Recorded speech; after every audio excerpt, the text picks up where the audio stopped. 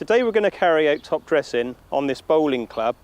We've already scarified, aerated and overseeded the area. So the final part of the process is to spread on some nice fine sand and loam, which will help the grass seed to germinate and iron out any imperfections in the sward. Today I'm going to demonstrate the different ways in which we can apply the top dressing. Sometimes it's not always possible to get machinery in to do the job, so we have to do it by hand, just using hand tools.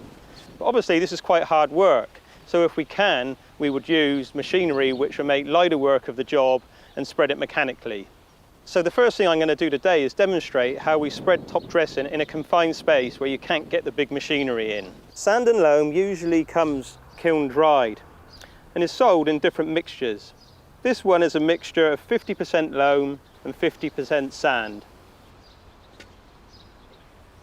Because the dressing is dry, it is easy to apply.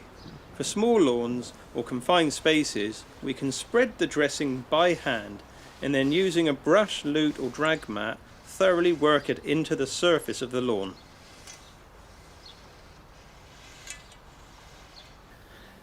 So when you've got an area this size, it's much easier with one of those.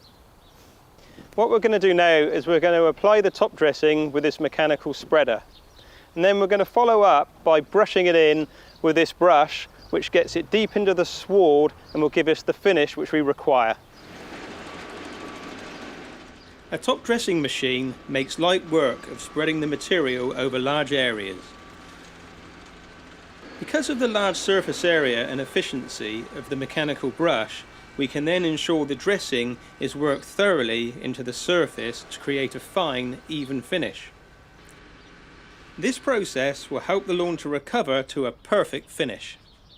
We call it bringing a little bit of greenkeeping to the garden.